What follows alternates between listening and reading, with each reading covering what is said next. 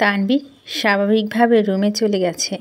মিমদের জিনিসপত্র নিয়ে মেঘ নিজের রুমে এসে ফ্রেশ হয়ে চুল খুলে মাথায় টিকলি, নতুন কেনা বড় বড় ঝুমকা, হাত ভর্তি চুড়ি, কোমরে বিছা পরে ড্রেসিং টেবিলের সামনে দাঁড়িয়ে নিজেকে দেখছে। আজকে পরা প্রতিটা জিনিসই আবির ভাইয়ের পছন্দ করে কেনা। মেঘ একবার ওড়না দিয়ে ঘোমটা দিচ্ছে, আবার ঘোমটা তুলে নিজের লাজুক মুখখানা দেখছে। আচমকা মেঘের মনে বিষাদের ছায়া নেমে আসলো। মনে পড়ে গেল আবির ভাইয়ের চলে যাওয়া কথা। ঠোঁটে লেগে থাকা হাসি মুহূর্তে বিলীন হয়ে গেছে। সঙ্গে সঙ্গে সব খুলে ফেলছে। চুলে হাত খোপা করে বিছানা এক কোণে চুপটি মুড়ে বসে পড়েছে। মনে মনে ভাবছে ছোট থেকে ফেলে আসা সব স্মৃতি। আকস্মাৎ মেঘের মনে পড়ল আজ থেকে প্রায় 9 বছর আগের কথা, যখন প্রথমবারের মতো আবিরের দেশ ছাড়ার কথা হচ্ছিল। আবির আকুল কণ্ঠে বারবার মেঘকে জিজ্ঞেস করছিল, তুই কি চাস আমি তোকে ছেড়ে চলে যাই? প্লিজ মেঘ, তুই একবার বল, যেতে হবে না। আমি সত্যি সত্যি যাব না, কিছু তো বল প্লিজ। অথচ মেঘ সেই দিন একেবারের জন্য মুখ খুলেনি। এমনকি আবিরের আকুল কণ্ঠ বলা কথাগুলো মানেও বোঝার চেষ্টা করেনি। তীব্র অভিমান বুকে জমিয়ে রেখেছিল। তার জন্য বাধ্য হয়ে সেই দিন আবিরকে কাটা বিছানো পথটি বেছে নিতে হয়েছিল। তখন আবির বাড়ির ছায়া সবচেয়ে বেশি খুশি হয়েছিল মেঘ, অথচ আজ সম্পূর্ণ উল্টো। আজ সবচেয়ে বেশি কষ্ট মেঘই পাচ্ছে। মালিয়া খানকে বোঝানোর পর উনি মেনে নিয়েছেন, কিন্তু মেঘ কোনো কিছু বোঝার অবস্থাতেই নেই। আবিরের উপস্থিতি ছাড়াও মাত্র 7 দিনে মেয়েটা আত্মারা হয়ে গিয়েছিল। সেখানে শ্বাস সমুদ্রের পার হয়ে আবির চলে যাবে, এটা সে কোনোভাবেই মানতে পারছে না। ঘণ্টা 2 যাবৎ মেঘ এলোপাথারি ভাবনায় মগ্ন। হঠাৎ ভাবনার মাঝে আগমন ঘটে আবিরের 3 বান্ধবীর, যাদের মধ্যে একজন বলেছিল, তুমি তবে সেই যার জন্য আবির কলেজের কোনো দিনও কোনো মেয়ের দিকে তাকিয়েও দেখেনি। বাড়িতে পড়ি থাকলে বাহিরে পেতনি দেখার তো প্রশ্নই আসে না। একটু মনে পড়তেই মেঘ আকস্মাৎ সোজা হয়ে বসল। রেস্টুরেন্টের বিষয়টা সেভাবে ভেবে দেখা হয়নি, তবে এখন এটাই মানে বেশ বুঝতে পারছে। মেঘ নিজেকে নিজে প্রশ্ন করল, তবে কি আবির ভাই আমাকে তখন থেকেই ভালোবাসতেন? হৃদয়স্পন্দন জোরালো হতে শুরু করেছে। আচমকা বুকে বাঁ পাশে তীব্র শূন্যতা অনুভব হচ্ছে। 9 বছর যাবৎ আবির ভাইকে কত কষ্ট দিয়েছে সেসব ভেবেই মেঘের কলিজা কাঁপছে।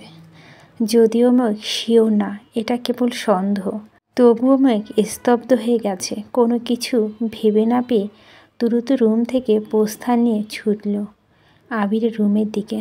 ততক্ষণে রাত গভীর হয়ে গেছে। ঘড়ির কাঁটা 11-12টার ঘরে। আবিরের রুমে দরজা চাপানো, তবু ইতস্ততা ছাড়াই মেঘ দরজায় ধাক্কা দিল। ছুটে গেল রুমের ভিতরে, কিন্তু আবির রুমে নেই। রুমের লাকেশের সাথে প্রয়োজনীয় সব কিছু গোছানো দেখে মেঘের বুকটা আবারও ছ্যাদ করে উঠল।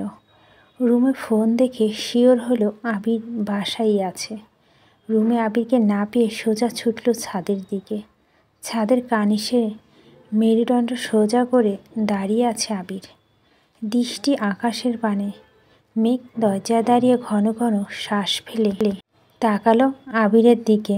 আবিরের পেছন সাইড দেখেই মেঘ বুঝতে পেরেছে বুকের ভেতর আটকে থাকা সবটুকু নিঃশ্বাস ছেড়ে মেঘ আবারও ছুটল। আবিরের গভীর মনোযোগ সহকারে অসীম আকাশে তাকিয়ে আছে।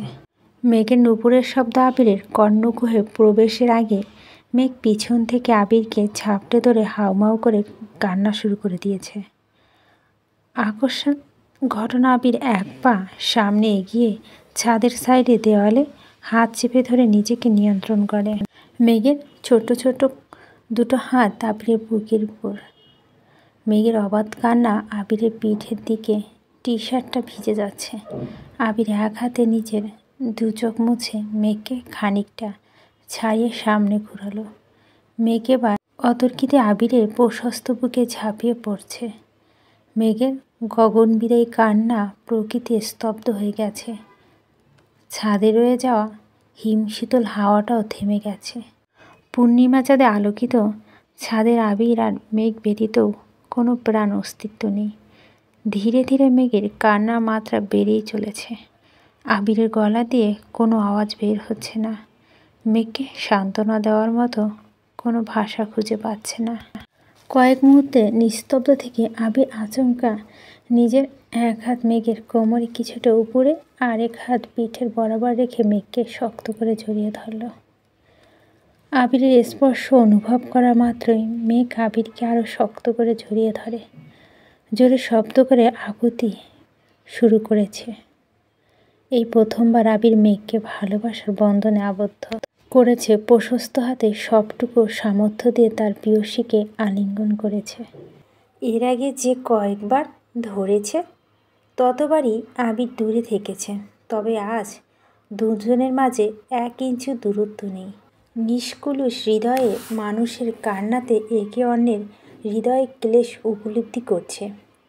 আবির কিছুটা নিচু হয়ে মেঘের মাথার উপরে আলতোভাবে নিজের গাল ছোঁয়াতে আবিরের চোখের কানিশ বেয়ে 1 ফোঁটা অশ্রু মেঘের কেশরাশ ভেদ করে ভিতরে চলে গেছে। কান্নার তোপে মেঘ সেই নোনা জলের উপলব্ধি করতে পারেনি। আবির সঙ্গোপনে দীর্ঘ নিঃশ্বাস ছেড়ে মেঘের মাথায় নিজের মাথায় কাত করে রাখতে মেঘ আবিরের প্রশস্ত বুকে নিজের মুখ চেপে ধরেছে। আকস্মাৎ মেঘের খোপা বাঁধন খুলে আবিরের 2 হাতে ঢেকে মেঘের ঘন কালো চুল পৌঁছে গেছে হাঁটুর ওপর পর্যন্ত। আবিরের সুপ্ত অনুরাগের মতো কেশরাশরাও যেন লুকিয়ে ফেলেছে আবিরের ভালোবাসার বন্ধনে। মেঘ আবিরের বুকে বাঁ পাশে মাথা রেখে অবাধে কাঁদছে। আবির নীরবে মেঘের কান্না গভীরভাবে মাপছে। প্রায় 45 মিনিট পেরিয়ে গেছে, অথচ মেঘ থামছে না। আবির বাধ্য হয়ে কান্না ভেজা কণ্ঠে বলল, এবার একটু থাম প্লিজ। মেঘ আরও কিছুক্ষণ কেঁদে কয়েক সেকেন্ডের জন্য থামল, তবে তখনও ফুপিয়ে ফুপিয়ে কেঁদেই যাচ্ছে। খানিক স্থির হওয়ায় আবিরের বুকে বাম প্রকোষ্ঠে থাকা হৃৎপিণ্ড প্রবল স্পন্দন অনুভব করছে, যা বাইরে থেকে স্পষ্ট শোনা যাচ্ছে। মেঘের কান্না থেমে গেছে। 2 চোখ বেয়ে গড়িয়ে পড়া নোনা জল থমকে গেছে। মেঘ ফোঁপানোর কণ্ঠে বলে উঠল, আবির ভাই, আপনি ব্যতীত আমি একেবারে নিঃস্ব হয়ে যাব। আমাকে ছেড়ে যাবেন না প্লিজ। আবির এক হাতে মেঘের মাথা হাত বুলাতে বুলাতে মোলায়েম কণ্ঠে বলল, এই বিস্তৃত নক্ষত্রমণ্ডলের সাক্ষী রেখে আবির মেঘকে কথা দিচ্ছে, আজ থেকে ঠিক 5 মাস পর মেঘ যা চাইবে, ঠিক যেভাবেই চাইবে সেভাবেই পাবে। মেঘের কোনো ইচ্ছে আমি আবির অপূর্ণ রাখব না। কথা দিলাম, শুধু একটু ধৈর্য রাখ প্লিজ। মেঘ কাঁদতে কাঁদতে বলল, আমি এর বেশি ধৈর্য রাখতে পারছি না আবির ভাই। আমার মনে হচ্ছে আমি আর বাঁচব না। আবির সহসা মেঘকে শক্ত করে জড়িয়ে ধরে আর্তনা করে উঠল, তোর কিছু হলে আমি বাঁচতে পারবো না। আবিরের আর্তনা শুনে মেঘের আবিরের বুক থেকে মাথা উঠিয়ে বিস্মিত নয়নে আবিরের মুখে পানে তাকিয়েছে। পূর্ণিমার চাঁদের আলোতে মেঘের দুধে আলতা আদলে গাল বেয়ে গড়িয়ে পড়া পানির দাগগুলো মুক্তার ন্যায় চকচক করছে। মেঘের বিষণ্ণ চিত্রে নৈসর্গিক পুলক নিরূপণ হচ্ছে। উদ্বিগ্ন আদল মুহূর্তে বদলে গেছে মনোমুগ্ধতায়। আবিরের অন্তরে মমভেদী প্রভাবের প্রতিনিয়ত বিধ্বস্ত হওয়ার অবসন্ন দৃষ্টতায় মুহূর্তে স্তম্ভিত ফিরল। আবিরের অচল চাহনি ছোট্ট মেঘের বুকের ভিতর আবদ্ধ হৃৎপিণ্ডটাকে ক্ষতবিক্ষত করে দিচ্ছে। মেঘের পিঠ থেকে হাত সরিয়ে আবির অতীব আর্ততায় মেঘের 2 চোখ মুছে দিয়েছে। মেঘ তখনও ছোট হাতে সর্বশক্তি দিয়ে আবিরকে জড়িয়ে ধরে আছে। আবির গালের পানি মুছে 2 হাতে মেঘের 2 গালে হাত রেখে নিকট দৃষ্টিতে তাকিয়ে পূর্বের ন্যায় আবারও জিজ্ঞেস করলো, ম্যাম, আমাকে কি 5টা মাস সময় দেওয়া যায় না? আবিরের অজ্ঞাতসূচক প্রশ্ন শোনা মাত্র মেঘের চোখ থেকে এক ফোঁটা অশ্রু গাল পর্যন্ত নামতে আবির নিজের বৃদ্ধাঙ্গুল সহিত সেই গতি থামিয়ে দিয়ে মুখে গম্ভীর ভাব বজায় রেখে বলল, মাস বাদ দিলাম, মাত্র 150 দিন হলেই চলবে। ঘুম ভাঙলেই 149 দিন চলবে।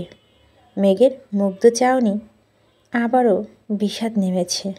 বুকের ভিতর তীব্র অভিমান জমেছে। অভিমানী মুখ খানা দেখে আবিরের বুকের যন্ত্রণা তীব্র হতে শুরু করেছে। গত দিনগুলোতে মেয়েটাকে অবহেলা করে নিজেকে যতটা শক্ত রাখার চেষ্টা করেছিল, সে সব কিছু মুহূর্তে পরিবর্তন হয়ে গেছে। আবির নিজেকে নিরুদ্ধ করতে আকাশের পাড়ে তাকিয়ে দু চোখ বন্ধ করে সঙ্গবনে দীর্ঘ নিঃশ্বাস ছাড়ল। হঠাৎ অনুভব করলো আবিরের পিঠ থেকে মেঘের 2 হাত সরে গেছে। আবির তৎক্ষণাৎ চোখ মেলো। ততক্ষণে মেঘের শরীর হেলে পড়েছে। আবির তড়িত বেগে মেঘকে 2 হাতে আঁকড়ে ধরে আর্তনাদ করে উঠল, এই মেঘ, কি হয়েছে তোর? মেঘের নিস্তেজ দেহ আবিরের গায়ে পড়ে আছে। আবির অনর্গল ডাকছে, কিন্তু মেঘের হুঁশ নেই। মেঘকে কোলে নিয়ে সোফায় হেলান দিয়ে বসে দ্রুত পানি এনে মেঘের চোখে মুখে ছিটিয়ে দিচ্ছে আর অবিরত ডেকে যাচ্ছে। সকাল থেকে করা একের পর এক অনিয়ম, মনের বিরুদ্ধে সারাক্ষণ উত্তপ্ত বিপ্রতায় নিজেকে প্রহর করার তীব্র প্রচেষ্টা, বুকের ভিতর কষ্ট চেপে রাখা উদ্যম, তার সঙ্গে অনাবশ্যক কান্নার ফলে মেঘের দেহে নিস্তেজ হয়ে পড়েছে। মিনিট 10-এর মধ্যে মেঘ পিট পিট করে চোখ মেলল। আবির ছাদে ফ্লোরে বসে মেঘের 2 হাত আঁকড়ে ধরে আকুল কণ্ঠে ডেকে যাচ্ছে। আবিরের বিধ্বস্ত চেহারা দেখে মেঘের বুকের ভিতরটা মোচড় দিয়ে উঠল। মনের অন্তরালে চলছে একের পর এক প্রশ্ন ছোড়াছুড়ি, কিন্তু তার একটাই শ্বাসনালী পেরিয়ে মুখ পর্যন্ত আসতে পারছে না। আবির আকুল কণ্ঠে শুধালো, কি হয়েছে তোর? আবিরের প্রশ্নে মেঘের ধ্যান ভাঙে। চিবুক নামিয়ে আস্তে করে বলো, আমার মাথা কেমন করছে। আবির শ্বাস ছেড়ে নিজেকে ধাতস্থ করে উদ্বিগ্ন কণ্ঠে বলে উঠল, এত পাগলামি কেন করিস? তুই তো জানিস কাঁদলে তোর মাথা ব্যথা করে, শ্বাসকষ্ট হয়, তবে কেন এমন করিস? নিজের প্রতি যত্নশীল কবে হবি? আবিরের আবদার মাখা একের পর এক প্রশ্ন শুনে মেঘের অভিমানী মনে রাশি রাশি অভিমান ভর করছে। মুখটা আগের থেকেও বেশি চুপসে গেছে। মেঘ আবিরের দিকে তাকিয়ে উদাসীন ভঙ্গিতে বলল, আমি পৃথিবীর শ্রেষ্ঠ অনুৎকণ্ঠিত হব, নিজেকে প্রতিহত করে নিজেই আশাহত হব। আবির মলিন হেসে বলল, আমাকে জ্বালাতে তোর খুব ভালো লাগে, তাই না? মেঘ না চাইতে ক্ষীণ হাসল, তবে হাসিটা পূর্বের ন্যায় প্রাণহীন। আবিরের ঠান্ডা কণ্ঠে হুমকি দিল, আমি যাওয়ার পর যদি কোনোভাবে শুনতে পারি যে তুই স্বইচ্ছায় নিজে আহত করছিস, তাহলে এই আবিরকে আর পাবি না। চুপচাপ রুমে যা। মেঘ নিরাশ হয়ে বলল, আমি রুমে যাব না। আবির ফ্লোর থেকে উঠে ট্রাউজারের ধুলো ঝেড়ে ব্যস্ত ভঙ্গিতে জিজ্ঞেস করল, রুম পর্যন্ত দিয়ে আসতে হবে? মেঘ আকাশের পানে তাকিয়ে উষ্ণ স্বরে বলল, চাঁদটা খুব সুন্দর, তাই না? আবির আর চোখে চাঁদের পানে তাকিয়ে মুখে গম্ভীর ভাব বসিয়ে মেকি স্বরে বলল, তোর থেকে বেশি না। মেঘ মলিন হেসে স্বাভাবিক কণ্ঠে বলল, যে অনলের উত্তাপে সদাই ঝলসে যাচ্ছি, সেই অনলের ঘি নাই বা ঢাললেন আমি উন্মাদ হতে পারি, তবে বিবশ নয়। আবির মেঘের পাশে সোফায় বসে নিজের হাঁটুতে 2 হাতে ভর ফেলে মাথা নিচু করে ফ্লোরের দিকে তাকিয়ে তপ্তস্বরে বলে উঠল, এজন্যই আমি বাসায় কিছু বলতে চাইনি। ভেবেছিলাম ওইখানে পৌঁছে ফোন করে জানাবো, কিন্তু আব্বু জানিয়ে দিয়ে সব কিছু এলোমেলো করে দিয়েছে। মেঘ কপাল গুটিয়ে সূক্ষ্ম নেত্রে আবিরের দিকে তাকিয়ে আর্তনা করে উঠল, আপনি আমায় না জানিয়ে চলে যেতে পারতেন হয়তো। মেঘ 2 হাতে আবিরের বাহু শক্ত করে ধরে আবিরের শক্তপোক্ত বাইসেপে মাথা এলিয়ে মিনমিন করে বলল, আপনি বড্ড নিষ্ঠুর। আবির আর চোখে চেয়ে বলল, তাহলে নিষ্ঠুর মানুষটার পাশে বসে আসিস কেন? রুমে চলে যা। মেঘ অনুংশ কণ্ঠে জবাব দিল, নিষ্ঠুর মানবের নিষ্ঠুরতা আমার বন্দি করে ফেলেছে, আমি এখন কি করব? আবির মোলায়েম কণ্ঠে বলল, নিষ্ঠুর মানবের জন্য প্রতীক্ষা করবি, আবির একটু থেমে আবারও বলল, শোন, আমি চাই না আমার অবর্তমানে তুই নিজে উন্মুক্ত মনটাকে বন্দি করে নিজেকে কষ্ট দিস। তোর জীবন যেভাবে চলছিল সেভাবেই চলবে। বন্ধু, আড্ডা, পড়াশোনা, তাছাড়া যা যা করতে ভালো লাগে সব করতে পারিস। যদি ঘুরতে ইচ্ছে করে তানবীরকে বলে নিয়ে যাবে। মন খারাপ লাগলে ফুপির সাথে দেখা করে আসিস। সবচেয়ে বড় কথা, যদি কখনো আমার সাথে কথা বলতে ইচ্ছে করে তাহলে নির্দ্বিধায় কল দিস, হোক রাত 2টা কিংবা দুপুর 12টা। তোর জন্য ইচ্ছে হবে তখনই কল দিবি, যা ইচ্ছে তাই বলতে পারবি। যদি মাঝরাতে টিকটিকি কিংবা ব্যাঙের স্বপ্নে ঘুম ভেঙে যায়, সেই স্বপ্নের কথা শেয়ার করতে ইচ্ছে হয়, তবে সঙ্গে সঙ্গে আমায় কল দিবি। সবসময় মনে রাখবি, কোথায় কেউ একজন তোর চিন্তায় নিরন্তর মগ্ন আছে। মেঘ নিশ্চুপ বসে আছে। আবির গলা খাকিয়ে দিয়ে আস্তে করে বলো, সেই সাথে লাস্ট ওয়ার্নিং দিচ্ছি, আমি চলে যাওয়ার পর আমার নিষেধাজ্ঞা অমান্য করে যদি নিজেকে কষ্ট দেস, তবে আমি আবির তোকে চিনি না, মাইন্ড ইট। মেঘ আবিরের হাত ছেড়ে সোজা হয়ে বসেছে। প্রিয় মানুষের সঙ্গ পেতে মন সায় দিলেও আজ শরীরটা সায় দিচ্ছে না। সারাদিনের উদ্যমতা মেঘের চোখে মুখে ফুটে উঠেছে। মাথা অনবরত ঘুরছে, চোখে ঝাপসা দেখছে। নিজের সাথে নিজেই বিগ্রহ করে ঠিক থাকতে পারছে না। একবার মাথা চেপে ধরছে, একবার আকাশের পানে তাকাচ্ছে, আবার আবিরকে দেখছে। মেঘের অস্থিরতা বুঝতে পেরে আবির শান্ত স্বরে শুধালো, শরীর কি বেশি খারাপ লাগছে? মেঘ উপর নিচ মাথা নেড়ে বলল, হ্যাঁ, ঘুমালে হয়তো ঠিক হয়ে যাবে। চল তোকে রুমে দিয়ে আসি। মেঘ শক্ত কণ্ঠে বলে উঠল, আমি রুমে যাব না, এখানেই থাকবো। আবির নড়ে চড়ে পায়ের ওপর পা তুলে বসে মেঘকে কাছে আবিরের উড়োতে শুয়ে দিয়েছে। আকস্মিক ঘটনা মেঘের সর্বাঙ্গ শিহরিত হচ্ছে। বুকের ভিতরে টালমাটাল অবস্থা সামলে বারংবার ব্যর্থ হয়ে যাচ্ছে। আচমকা আবিরের সস্পর্শ মেঘকে নাজেহাল করে তুলছে। তবে আবিরের সেদিকে বিশেষ মনোযোগ নেই। আবির ব্যস্ত মেঘের লম্বা চুল সামলাতে। মেঘের বুকে আর পাশে হৃৎপিণ্ড কম্পন বাহির থেকে শোনা যাচ্ছে। লজ্জা আড়ষ্ট চোখই খুলতে পারছে না। সেই সঙ্গে শরীরের দুর্বলতা যেন ওঠার চেষ্টা করতে পারছে না। আবির এক হাতে মেঘের চুলে খুব যত্ন সহকারে মেঘের মাথা হাত বুলিয়ে দিচ্ছে। মেঘের ভিতরে ভিতরে আবিরের কোল থেকে ওঠার চেষ্টা করছে।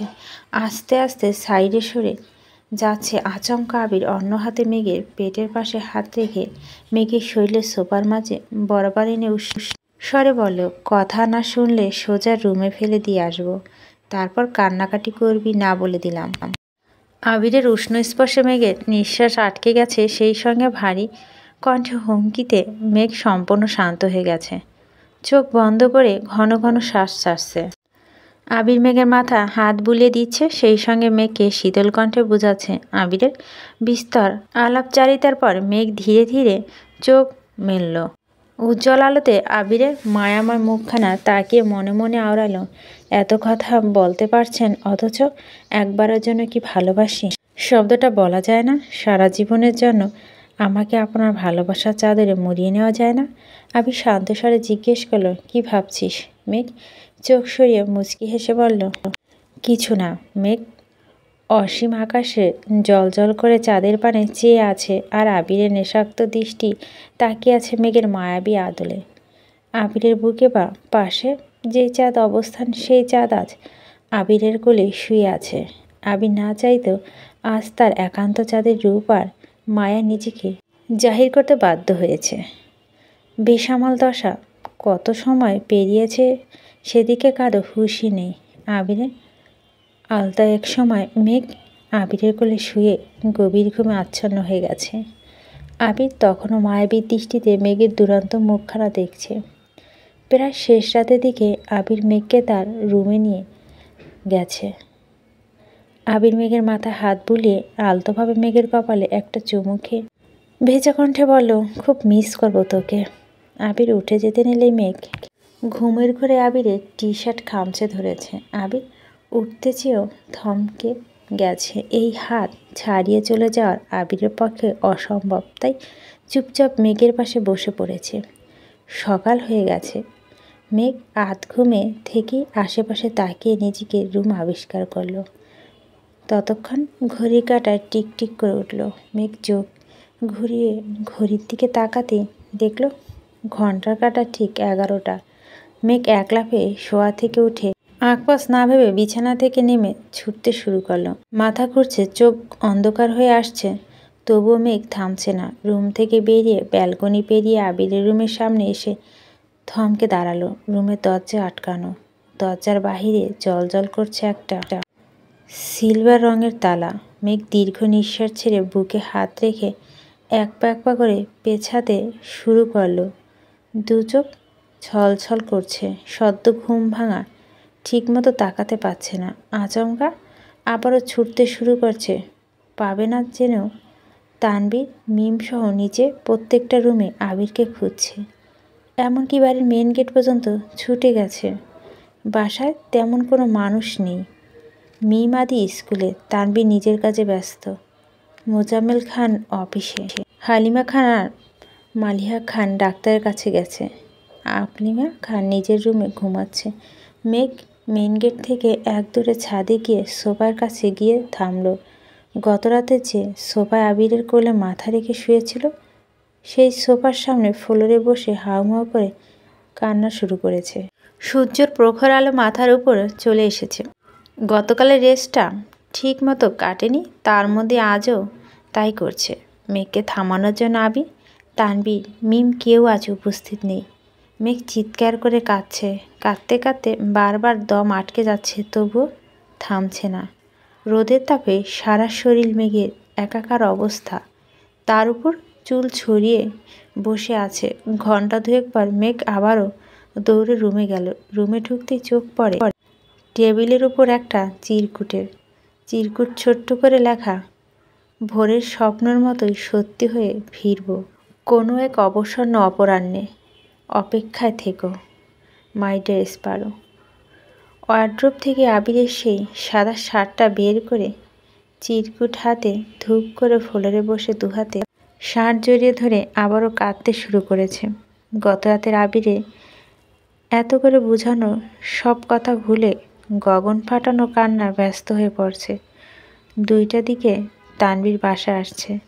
কাকিয়াকে জিজ্ঞেস করে সরাসরি রান্নাঘর থেকে খাবার নিয়ে মেঘের রুমে সামনে হাজির হয়েছে।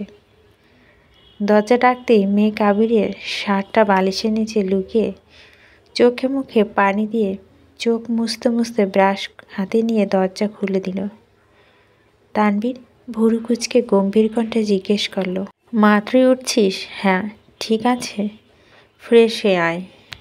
মেঘ হাত মুখ ধুয়ে আসতে তানবীর ভাতের প্লেট এগিয়ে নিয়ে বলল, খেয়ে নে, খিদে নেই, পরে খাবো। তানবীর চোখ গোল গোল করে তাকাতে মেঘ চিবুক নামিয়ে ফেলেছে।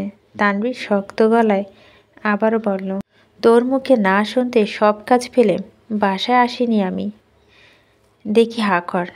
খাওয়ানোর শেষ যাওয়ার সময় মেঘ উদ্বিগ্ন কণ্ঠে শুধালো, আবির ভাই কখন গেছেন? সকালে। মেঘ স্তব্ধ হয়ে বসে আছে। তানবীর চলে গেছে। মেঘ কিছুক্ষণ বসে থেকে দরজা বন্ধ করে বালিশের নিচ থেকে আবিরের শার্টটা বের করে আবারও কান্না শুরু করেছে। মিম স্কুল থেকে ফিরে মেঘকে দেখতে আসছে। মেঘ তখনও ফুপিয়ে কাঁদছে। প্রচণ্ড মাথা ব্যথা। মেঘের চেহারা ঘুটঘুটে অন্ধকার হয়ে গেছে। চোখ মেলে ঠিকমতো তাকাতেও পারছে না। মিমকে জড়িয়ে ধরে আবারও কাঁদতে শুরু করেছে। সেই 11টা থেকে চলছে মেঘের নিরবধি কান্না, কখনো বেশি, কখনো বা কম। ঘড়ির কাঁটা থমকে আছে সূর্যাস্তের পূর্ব মুহূর্তে। কিছু অনুভূতিহীন শব্দ এখনও বুকের ভিতর চাপা পড়ে আছে, যার কান্নার রূপে প্রতিনিয়ত বুকে করে বেরিয়ে আসছে। ব্যালকনির দেওয়ালে পিঠ ঠেকিয়ে নিরেট দৃষ্টিতে তাকিয়ে আছে দূর আকাশের পানে। দু চোখ রক্তাভা হয়ে আছে। শরীরের ভিতর ধীর বাসা বাঁধছে এক অজ্ঞাত অতুষ্টি। গতকাল থেকে আজ অবধি যে ঝড় মেঘের মনের উপর দিয়ে চলছে, তার কোনো অন্ত নেই। রাত পেরিয়ে সকাল হয়ে গেছে। আবির ঠিকঠাক মতো পৌঁছে মেসেজ করে জানিয়েছে গভীর রাত ছিল বলে কাউকে কল দেয়নি। সকালের দিকে এক পর এক কল দিচ্ছে, কিন্তু বাসায় কেউ কল রিসিভ করছে না, এমনকি তানভীরও কল রিসিভ করছে না। কিছুক্ষণের মধ্যেই আবিরের শরীর ঘামতে শুরু করেছে। বুকের ভিতর অজানা ভয় কাজ করছে। আকপাস না ভেবেই কল দিল আলী আহমেদ খানের নাম্বারে। আলী আহমেদ খান কল রিসিভ করে শান্ত স্বরে জিজ্ঞেস করলেন, কখন পৌঁছলে? সব কিছু ঠিকঠাক আছে? তুমি সুস্থ আছো? রাতে আসছি। জি আলহামদুলিল্লাহ, কিন্তু বাসায় কেউ আমার কল রিসিভ করছে না কেন? আলী আহমেদ খান গম্ভীর কণ্ঠে জবাব দিলেন, বাসায় কেউ না থাকলে কল রিসিভ করবে কিভাবে? কোথায় গেছে সবাই? হাসপাতালে। আবির উদ্বিগ্ন কণ্ঠে বলল, কেন? কার কি হয়েছে? আলী আহমেদ খান উদাস ভঙ্গিতে বলল, গতকাল রাত থেকে মেঘ, মামুনির জ্বর, মাথা ব্যথা, এক পর্যায়ে প্রচণ্ড শ্বাসকষ্ট শুরু হয়েছে, তাই বাধ্য হয়ে রাত 2টার দিকে হাসপাতালে নিয়ে গেছে। বাসার সবাই এখনও হাসপাতালেই। অভিসংখ্যায় আবিরের আখি যুগল রক্তবাহ হয়ে উঠছে। উদ্বিগ্ন আদল বদলে মুহূর্তে রুদ্ধমূর্তি ধারণ করেছে। বুকের ভিতর অবস্থিত হৃৎপিণ্ডটা ভয়ঙ্কর রকমের কাঁপছে। কপাল গুটিয়ে রুমের ছাদের দিকে তাকিয়ে সবটুকু শক্তি দিয়ে দীর্ঘ নিঃশ্বাস ছাড়ল। আবিরের অক্ষিপটে ভিজে আসছে। আলী আহমেদ খানের কোমল কণ্ঠে বললেন, আমি আসার সময় দেখে আসছি ঘুমাচ্ছে, তুমি বরং তানভীরকে কল দাও। আবির আস্তে করে গলা খাকি দিয়ে গম্ভীর কণ্ঠে বলল, ঠিক আছে, রাখছি। আবির কল কেটে সঙ্গে সঙ্গে তানভীর নাম্বারে কল দিল। আগেও বেশ কয়েকবার দিয়েছে, কিন্তু তানভীর কল রিসিভ করেনি। ভিতরে ক্রোধে আবিরে তামাটে চেহারা স্পষ্ট ভেসে উঠছে। 3বারের মাথায় তানভীর কল রিসিভ করলো। তানভীর কিছু বলার আগেই আবির রাগান্বিত কণ্ঠে চেঁচিয়ে উঠল, তোরা 2 ভাই বোন কী শুরু করছিস? আবিরের রাগান্বিত কণ্ঠ শুনি তানভীরের অন্তরাত্মা শুকিয়ে যাচ্ছে। ঢোক গিলে ভীরু গলায় বলল, সরি ভাইয়া, একটু ব্যস্ত ছিলাম। আবির পূর্বের ন্যায় আবারও বলে উঠল, কিসের ব্যস্ততা দেখাচ্ছিস? তোর বোন হাসপাতালে ভর্তি, এটা আমাকে জানানোর মতো সময় নেই তোর? এত ব্যস্ততা তোর? তানভীর ব্যস্ত ভঙ্গিতে জানতে চাইল, তোমাকে কে বলেছে? আবির ক্রোধে ফুঁসে উঠল। বিরক্ত নিয়ে বলো, বাহ, তার মানে তুই আমাকে জানাতে চাচ্ছিলি না? তানভীর আমতা আমতা করে বলতে শুরু করলো, বিষয়টা এমন না, তুমি এতটা জার্নি করে গেলে, ওই অবস্থায় রাতে তোমাকে জানালে তুমি শুধু শুধু দুশ্চিন্তা করতে, সেজন্যই বলিনি। আবির গম্ভীর স্বরে বলল, ও আচ্ছা, তোর বোন অসুস্থ, এমনকি হাসপাতালে ভর্তি, এটা আমার জন্য খামাখা দুশ্চিন্তার বিষয়? খুব ভালো বলছিস। তানভীর খুব শান্ত গলায় বলল, ভাইয়া প্লিজ, তুমি মাথাটা ঠান্ডা করো। বনুর শ্বাসকষ্ট এখন অনেকটা কমেছে। মানসিক প্রেশার আর অতিরিক্ত কান্নাকাটি করায় এমনটা হয়েছে। ডাক্তার বলেছে সিরিয়াস কিছু না। তবে? আবির হুঙ্কার দিয়ে উঠে বলো, তবে কি? ডাক্তার আশঙ্কা করছে এভাবে চলতে থাকলে বড় কোনো রোগের সম্ভাবনা আছে। আবির দীর্ঘ নিঃশ্বাস ছেড়ে রাশভারী কণ্ঠে বলে উঠল, তোরা 2 ভাই বোন মিলে আমায় খুন করে ফেললে আজ এই দিনটা দেখতে হতো না। তোর বোনকে এতটা সময় দিয়ে বুঝিয়েছি, বারবার ওয়ার্নিং দিয়েছি, অথচ তোর বোন আমার কথা কি প্রতিদান দিল? আসার আগে তোকে 100 বার বলছি, ওকে যেন একা ছাড়িস না, তারপরও তুই একা ছেড়ে দিলি। আব্বু চাচুর মতো তোরাও প্রমাণ করে দিলি আমি মানুষটা অপচিত, আর আমার অভিপ্সাগুলো বড়ই ঠুনকো। তোদের আচরণে নিজেকে আজ পৃথিবীর শ্রেষ্ঠ অপকৃত মানব মনে হচ্ছে। যেখানে সামান্যতম মূল্য আমার নেই, সেখানে কথা বলা আমার শোভা পায় না। ভালো থাকিস, আর তোর বোনকে যত্ন রাখিস। আল্লাহ হাফেজ। এক আকার সম অভিমান নিয়ে আবির কথাগুলো বলেছে। তানভীর কিছু বলার আগেই আবির কল কেটে দিয়েছে। কল ব্যাক করতে করতে আবির ফোন বন্ধ করে ফেলেছে। এদিকে মেঘের শরীরের অবস্থা এখন অনেকটা খারাপ। আবির যাতে দুশ্চিন্তা না করে, তার জন্যে তানভীর ইচ্ছাকৃত কোনো কিছু বলতে চায়নি, অথচ তাই হলো। আবির, মেঘ আর তানভীর দুজনেই ভুল বুঝে কল কেটে দিয়েছে। মেঘের এই সমস্যা ছোট থেকেই ছিল। বাসা কোনো বিষয় খুব বেশি বকা খাওয়া কিংবা পরীক্ষার রেজাল্ট খারাপ হওয়া, ছোটবেলায় আবিরের হাতে থাপ্পড় খাওয়ার পর সপ্তাহখানেক জ্বরে ভোগা, এগুলো হরহামেশাই হয়ে থাকে। কিন্তু ইদানিং তার সাথে যোগ হয়েছে শ্বাসকষ্ট নামক এক গুরুতর সমস্যা। আবিরের কাছ থেকে রিয়াকে না দেখলেও রাকিবের মুখে বরাবরই রিয়ার অসুস্থতার কথা শুনেছে। সেই আতঙ্কে মেঘকে সবসময় দূরে দূরে রাখতে চেয়েছে, কিন্তু মেঘের অপরিমেয় আয়ত্তা আর অনুরাগে ধীরে ধীরে নিজেকে জাহির করতে বাধ্য হয়েছে, যার ফলশ্রুতিতে আজ এই দিনটা মুখোমুখি হতে হয়েছে। তানভীর রুমে এসে মেঘের পাশে একটা চেয়ারে বসে অনুংশ দৃষ্টিতে মেঘের ঘুমন্ত আদলে চেয়ে আছে। হালিমা খান মেঘের মাথায় অনবরত জলপট্টি দিচ্ছে, মুখ অক্সিজেন মাস্ক লাগানো। হালিমা খান হাতে পায়ে মালিশ করছে। মোজাম্মেল খান কাছে একটা চেয়ারে চুপচাপ বসে আছে। তানভীর মেঘের দিকে তাকিয়ে থেকে মনে মনে বলল, চোখের সামনে বোনের স্বপ্নময় জীবনটাকে প্রতিনিয়ত ধ্বংস হতে দেখছি, হাসির আড়ালে কষ্ট লুকাতে দেখছি। এই অবস্থা আমি তাকে ঠিক কি বলে সান্ত্বনা দিলাম? মুখের ওপর ধমক দিতে গেলে আগে নিজের কলিজায় আঘাত লাগে। আমি তো সর্বোচ্চ চেষ্টা করেছি, কিন্তু তবুও ঠিক রাখতে পারিনি। আমি সত্যি দুঃখিত ভাইয়া। তানভীর চেয়ারে বসে আবিরকে একের পর এক মেসেজ দিচ্ছে, বিস্তারিত সব ঘটনা বলেছে, কিন্তু আবিরের কোনো রেসপন্স নেই। মোজাম্মেল খান তানভীরের উদ্দেশ্য করে হঠাৎই তপ্ত স্বরে জিজ্ঞেস করলো, আবিরের সাথে কথা হয়েছে? ও ঠিকমতো পৌঁছেছে? তানভীর মাথা নিচু করে ধীর কণ্ঠে বলল, হ্যাঁ। মেঘের অসুস্থতার কথা জানিয়ে দিয়েছ? তানভীর ভারী কণ্ঠে জবাব দিল, আমি জানাইনি, তবে হয়তো বড় আব্বু জানিয়েছে। মোজাম্মেল খান কপাল গুটিয়ে গম্ভীর কণ্ঠে বলেন, ভাইজানের কি দরকার ছিল ছেলেটাকে জানানোর? শুধু শুধু দুশ্চিন্তা করবে। আব্বুর চিন্তাভাবনার সাথে তানভীরের চিন্তাভাবনা মিলে গেছে দেখে তানভীর মাথা নিচু রেখেই নিঃশব্দে হাসল এক সায়নে। মেঘ বেলকনিতে দাঁড়িয়ে বিষণ্ণ চিত্রে দূরে একটা ল্যাম্পপোস্টের ক্ষুদ্র পরিসরের আলোর পানে অপলক দৃষ্টিতে চেয়ে আছে। এক সেকেন্ডের জন্য পলক ফেলতেও বেমালুম ভুলে গেছে। 5 দিন প্রখর অসুস্থতার অবসান করে আজ মেঘ শরীরের অবস্থা কিছুটা ভালো হয়েছে, তবে মনের অবস্থা এখনও দুর্বিষহ। এই 5 দিনের জ্বরে ঘোরে দুনিয়াবি কোনো হদিস ছিল না মেঘের। আজ সন্ধ্যার আগে আগে বিছানা থেকে উঠে ব্যালকনিতে এসে দাঁড়িয়েছে। গত 5 দিনে না দেখেছে সূর্যের উদয় আর না সূর্যাস্ত। আবিরের বাড়ি নেই 6 দিন হলো। এর মধ্যেই আবিরের কণ্ঠস্বর পর্যন্ত শুনিনি। দীর্ঘ সময়ের ঘোর কাটিয়ে ক্লান্ত শরীর নিয়ে গুটি গুটি পায়ে রুমে গেল। টেবিলের উপর ফোনটা বন্ধ অবস্থায় পড়ে আছে। মেঘ ফোনটা চার্জে দিয়ে আবারও শুয়েছে। কিছুক্ষণ পরে হালিমা বেগম রুমে আসতে ওনার খানিক বাদে মোজাম্মেল খান মেয়ের পছন্দ মতো বেশ কিছু খাবার নিয়ে আসছে। মেঘ মোটামুটি সুস্থ হয়ে শুনে একে একে সবাই রুমে হাজির হয়েছে। সবাই দৃষ্টি এক মেঘেতে স্থির হয়ে আছে। ইদানিং তানভীর বেশিরভাগ সময় বাসায় থাকার চেষ্টা করে। মোজাম্মেল খান আহ্লাদি কণ্ঠে মেঘে একের পর এক খাবার সাজছে। আলী আহমেদ খান টুকিটাকি কথা বলছে ওনাদের সঙ্গে। মালিহা খানও এটা সেটা বলছে।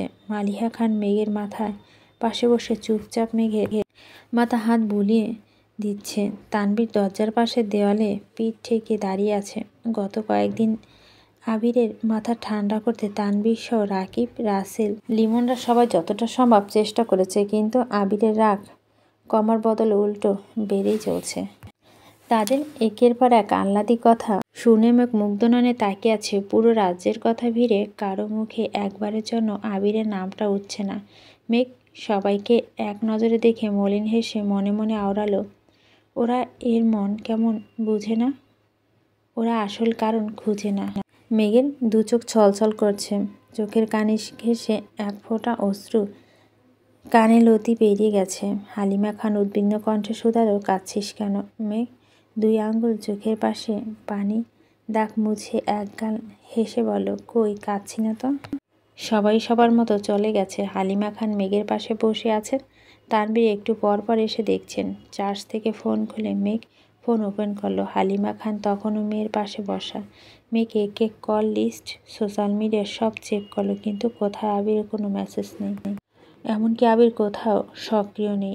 একরাশ আশা নিয়ে মেঘ ফোনটা হাতে নিয়েছিল, অথচ রেখেছে একরাশ হতাশা নিয়ে। বুকের ভেতর ছোটাছুটি করা অদৃষ্ট অনুভূতিরা প্রতিনিয়ত কোমল হৃদয়ে তীরের ন্যায় আঘাত করছে। তীব্র অভিঘাত সহ্য করতে না পেরে মেঘ মায়ের কোলে মাথা রেখে নিঃশব্দে কাঁদতে শুরু করেছে। 5 মিনিট পর মোজাম্মেল খান হাতে ফোন নিয়ে রুমে আসছে। ফোনটা হালিমা খানের হাতে দিয়ে স্বাভাবিক কণ্ঠে বলল, আবিরের সাথে কথা বলো। হালিমা খান ফোন কানে নিতেই ওপাশ থেকে আবিরের কণ্ঠস্বর কানে ভাস। আসসালামু আলাইকুম। আবিরের কণ্ঠে শোনামাত্রই মেঘ চোখ মেলে আম্মুর মুখের দিকে তাকালো। হালিমা খান শীতল কণ্ঠে বলল, আলাইকুম আসসালাম। কেমন আছিস? আলহামদুলিল্লাহ ভালো। তোমরা কেমন আছো? আমরা আর কেমন থাকবো, 5 দিন পর আজকে মেঘের একটু হুঁশ আসছে।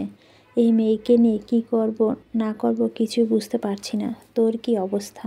তোকে কল দিলে পাওয়া যায় না, ওখানে গিয়ে আমাদের কথা মনে পড়ে না নাকি? আবির মৃদু হেসে বলল, সব কিছু গুছাতে একটু সময় লাগছে। মেঘের ভেজা চোখে নিরেট দৃষ্টি দেখে হালিমা খান মোলায়েম কণ্ঠে বলল, মেঘের সাথে কথা বলবি?